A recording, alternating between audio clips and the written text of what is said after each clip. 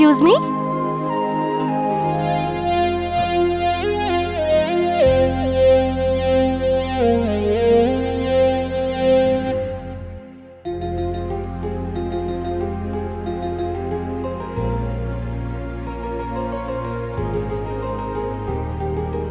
जी कहीं? रितिका घोष। हाँ हम ही बानी।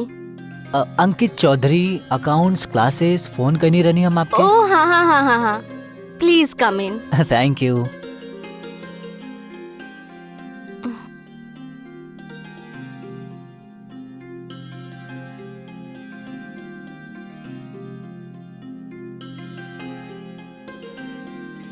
आप 2 मिनट बैठी, हम आवत बानी। ओके।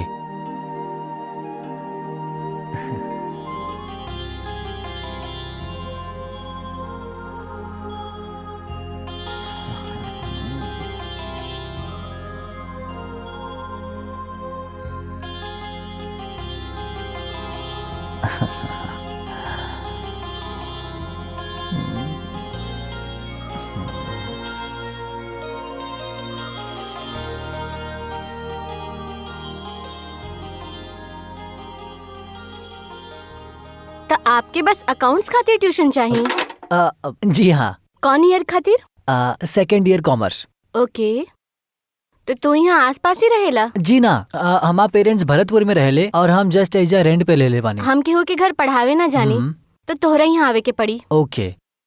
वैसे हम ट्यूशन सुबह देवे नी या फिर शाम के? ओ, तो तू शाम के आ सकेला। सवेरे के बा। ओके, तो तू शाम के आ सकेला। और हाँ, बिना वजह के हमरा के कॉल या मैसेज मत करिहा, हम लेट नाइट कॉल ना अटेंड करेनी।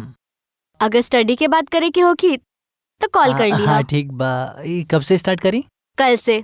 हम फीस एडवांस में लेवे नी। अब भी ऑनलाइन पे कर देता नहीं। कैश दे दी ही। अब अच्छा।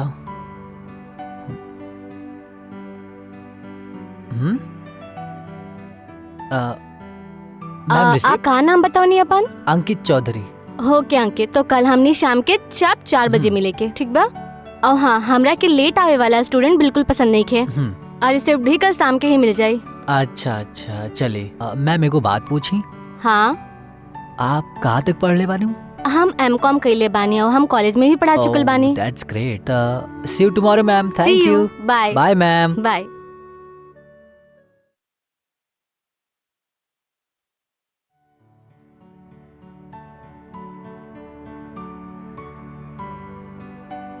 यार ये लड़की तो कोनो सोशल मीडिया पे बढ़बे ना करी, कैसे रह ले वेले यार विदाउट दिस platform.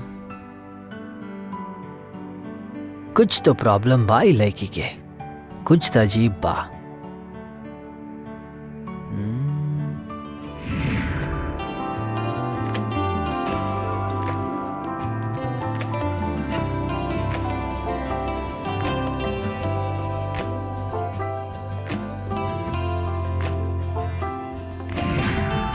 Respect boss, respect. Teacher है तोहार रितिका मैम। अगर इतना टीचर है और इतना अट्रैक्टिव है तो भाई रुकी के। बट बाय द वे कुछ समझ में नहीं के आवत, वो अकेला काहे रहेली? शायद अकेला रहल पसंद हो ओकरा के।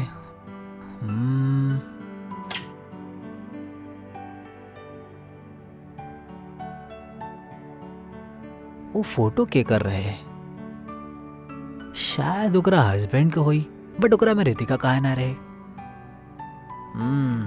हो सकेला ओकरा डैड का भी हो सकेला। जे भी होई, कल तो पता चली जाई।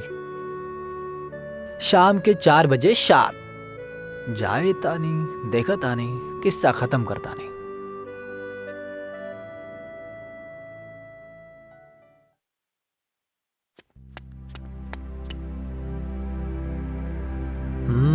चार बजला में अबे टाइम बा।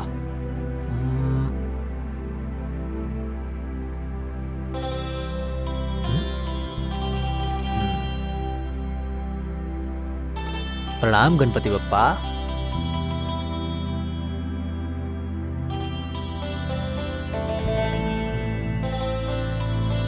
अरे तू बाहर का करत बाड़ा? अरे अब 4 बजला के वेट करत रहनी, गलती से जल्दी आ गए नहीं। तो तोहरा के का लगल कि हम तोहरा के अंदर ना बुलाइब? आप कहले रहलू ना 4 बजे शार्प। सो ओके ओके, 4 बज गइल बा, तू अंदर आ जा। Okay ma'am.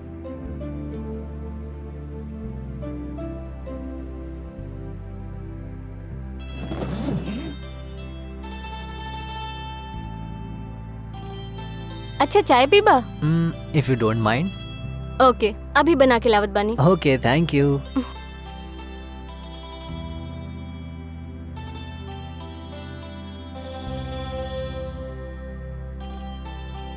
मैम के गला में मंगलसूत्र त ना बा, भाई हो सकेला, हस्बैंड टाइप दिखात नहीं के बा।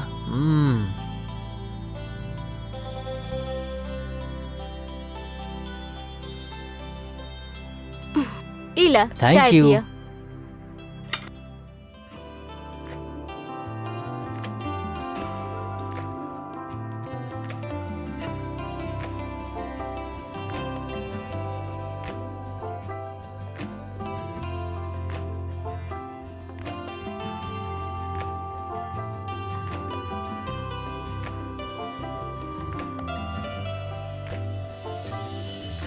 Assets and liabilities should have equal effect. Okay ma'am.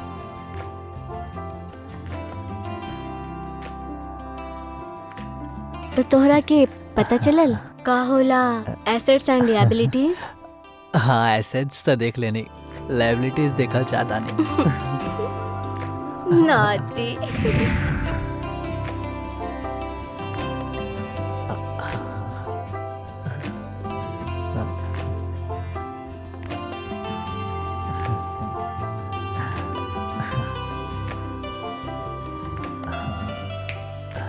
Ankit Ankit Ankit Ankit, ध्यान कहाँ बा तोहार? मैम वो लायबिलिटीज के बारे में सोचत रहनी। एसेट्स का होला पता चलल तोहरा अब? हाँ यस मैम। लिएबिलिटीज के बारे में कल बताइबो की? यस ठीक बा? मैम। और हाँ, ई सवाल सॉल्व करके लेके आइहा। ओके मैम। अगर 10 मिनट पहले आइबा तो बेल बजिहा, बाहर अच्छा, खड़ा मत रहिहा। ठीक बा।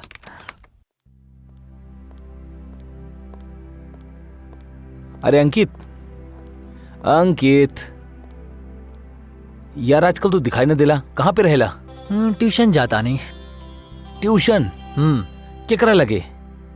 घोष मैडम के पास। घोष मैडम अभी के बाड़ी? अरे ऊ ना का, ऊ जोन नुक्कड़ के पास रहेली। हाँ हाँ। अच्छा हाँ, वो जौन मोट सभा बूढ़ सी 50 साल के। हाँ, वो जौन मोटा सा चश्मा पहने ली। हाँ हाँ बस बस बस वही। अगर वो अच्छा पढ़ावेली तो हमरा के भी बता दे, हमरा भी ट्यूशन के बहुत जरूरत अरे बा। ना ना ना भाई, ना ना ना ना, ओकरा पढ़ाई कुछ खास ना बा, टोटल वेस्ट ऑफ मनी बा, टोटल वेस्ट ऑफ टाइम। हाँ भाई मत अच्छा? जाइए। हाँ तो तू अपन पैसा काहे वेस्ट करता रहा? अभी हम तो दे देले बानी ना पैसा, 1 महीना हो जाए तो छोड़ दे। अच्छा ओ, अरे यार हम तो भुलाइए गए नहीं, हमरा इंटरनेट से कुछ डाउनलोड करे के रहल, तो हम चलता नहीं। हाँ हाँ ठीक बा ठीक बा। हाँ चला। हाँ चला। हाँ ठीक। हाँ बाय। तोरा के का लागेला हम चूतिया हैं कि तोरा के लेके जाई? हम तोरा के ट्यूशन लेके जाई, हमार टीचर से भी मिलाई ना भाई ना। तोरा के तो पता भी नहीं कि क्यों क्यूटी बा के आइल बड़ा ट्यूशन ज्वाइन करे वाला है। प्रॉफिट एंड लॉस के बैलेंस आगे ट्रांसफर होला, अगर प्रॉफिट भइल तो एसेट्स और अगर लॉस भइल तो लिएबिलिटीज।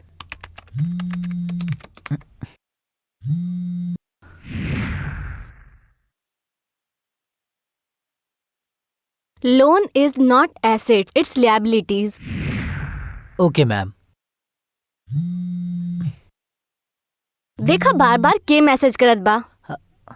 इमरजेंसी हो की अंकित? हाँ वो दोस्तन का चले लाओ ना मैम। तो म्यूट कर दे ना। Sorry it's ma'am. Very disturbing. का कहे करा के हम। हाँ